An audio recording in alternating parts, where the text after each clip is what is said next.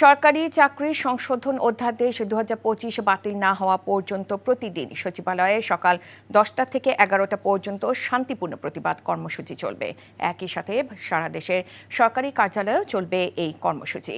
দুপুরে সচিবালয়ে সংবাদ সম্মেলন করে এই ঘোষণা দেন সচিবালয় কর্মকর্তা কর্মচারী ঐক্য ফোরামের নেতারা। রিপোর্ট করছেন রকনউদ্দিন।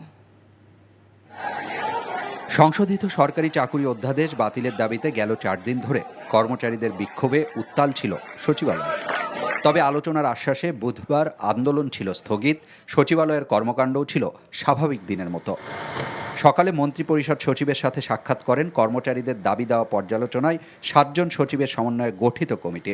প্রধান উপদেষ্টা দেশে ফেরার পর তাকে এ বিষয়ে অবহিত করার আশ্বাস দেন মন্ত্রিপরিষদ সচিব। স্যারের পক্ষ তো সিদ্ধান্ত নেওয়া সম্ভব না, কারণ মাননীয় প্রধান উপদেষ্টা দেশে নেই।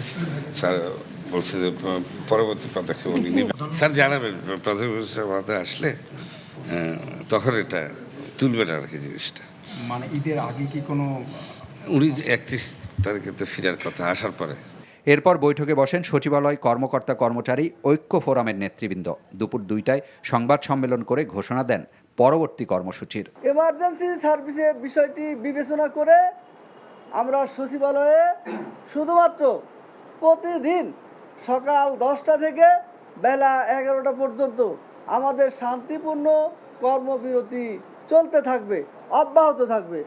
মাঠ পর্যায়ে ডিসি অফিস, বিভাগীয় কমিশনার অফিস সময়ে প্রতিদিন সকাল 10টা থেকে বেলা 11টা পর্যন্ত আমাদের এই দাবি বাস্তবায়ন না হওয়া পর্যন্ত, আমাদের পরবর্তী ঘোষণা না আসা পর্যন্ত কর্মবিরতি অব্যাহত থাকবে। আমাদের ভালো মন্দ কোনো অগ্রগতি নেই এবং আমাদের এই আলোচনার জন্য যে একটা কমিটি গঠন করেছিলেন, সেই আলোচনার তারা ক্যাবিনেট সচিবের কাছে তাদের বিষয়টা তারা জানিয়ে এসেছেন।